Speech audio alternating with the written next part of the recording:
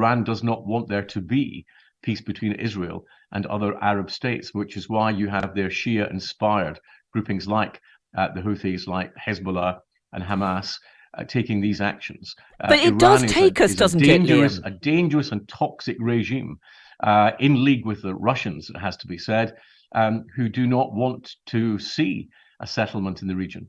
The Houthis were warned, that Iran was warned about the consequences of attacks on international shipping and then attacks on military assets, firing on the Royal Navy, clearly had to have a response. And if we were to do nothing at all, it would have led to, I think, a real threat to both our economic well-being and the security of international shipping.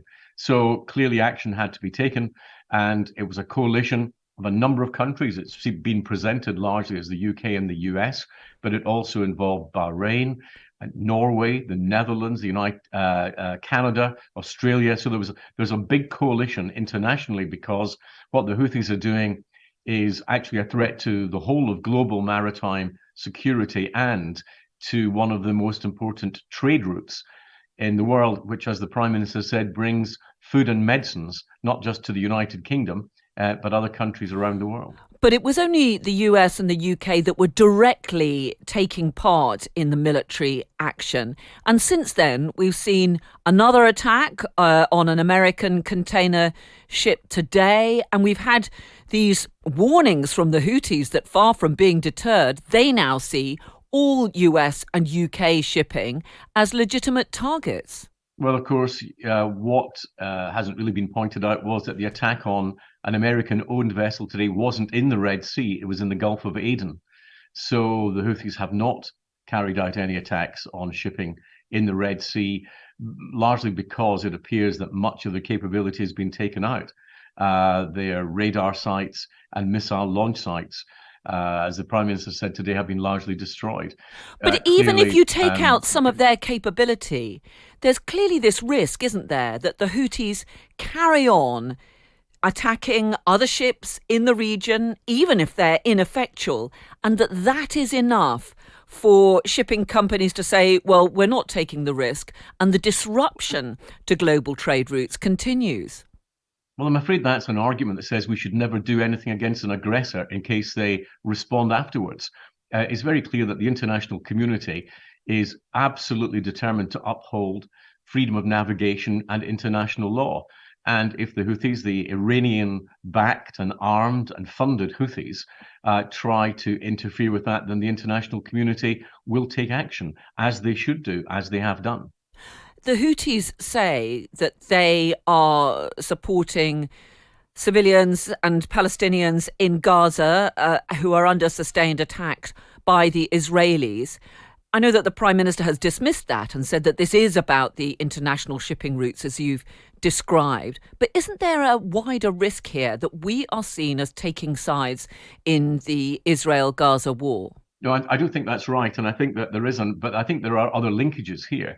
And what's clear is that whether it's through the Houthis, Iranian-funded and armed, or Hamas, Iranian-funded and armed, or Hezbollah, Iranian-funded and armed, it's clearly that Iran's proxies are now fully active. And why should that be, you might ask? And I think the answer is that Iran does not want there to be a peaceful settlement between Arab states and Israel, because the fascistic regime in Tehran doesn't want Israel to exist at all as a state.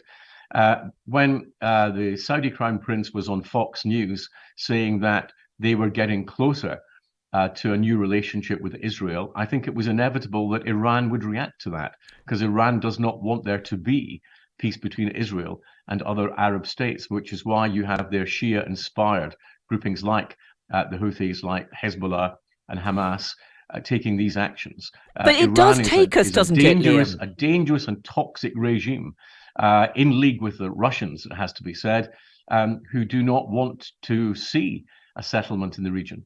But it does take us, does it not, closer to a direct confrontation with Iran? Well, Iran is in confrontation with us. Iran's proxies are a threat to the destabilisation of the entire region. And, I have long argued, including in Parliament, that we should be seeing Iran for what it is, and the Iranian Revolutionary Guard as a terrorist movement. We should not be allowing Iran Air to utilize Heathrow Airport.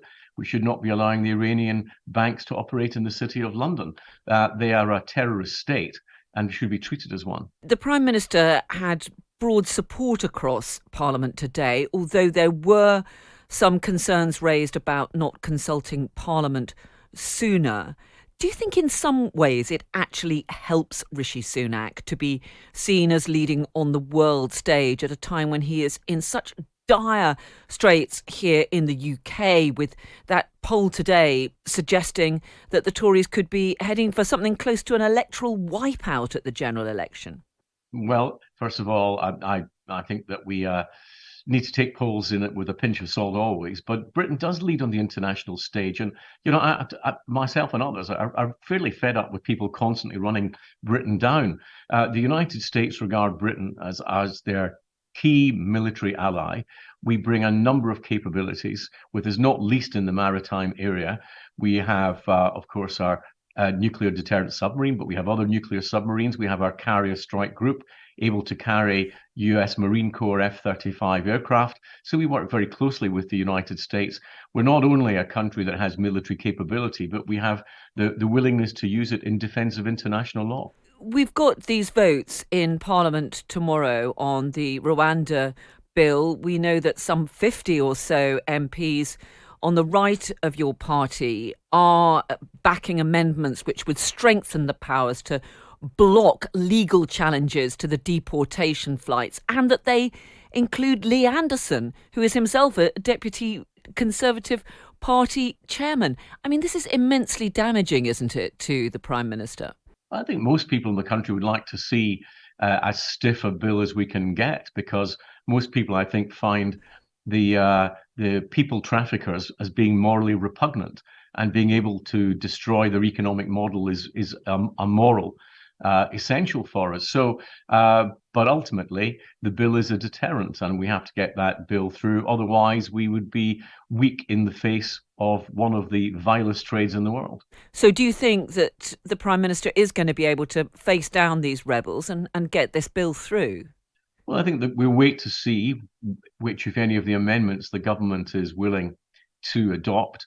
The government said at the second reading of the bill that it would look at amendments to see if there was a consensus where we could stiffen the elements within the bill across with agreement in the House of Commons. So we'll see tomorrow on that. The key vote, of course, is on Wednesday when we get to third reading of the bill. And those who threaten the bill itself would leave us with less of a deterrent than we have today. And that would seem to me a very strange thing to do. So do you think that there are some of those rebels who are actually being pretty destructive in their approach to this? Well, I think you take these things on their merits, and I think there are legitimate arguments in the bill on Rwanda. I mean, I have said that I'll support the third reading, even if the bill is not stiffened up. But I would quite like to see some additional measures in that, and I'll be listening with interest to the amendments being made tomorrow. But ultimately, this is something on which we were elected. Our MPs promised that they would deliver a bill on this, and I think we have a duty to do so. What the exact contents will be a matter for parliamentary debate.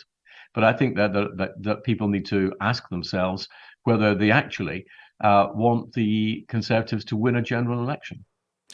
Well, that was Sir Liam Fox, former Defence Secretary, former International Trade Secretary, speaking to me a little earlier.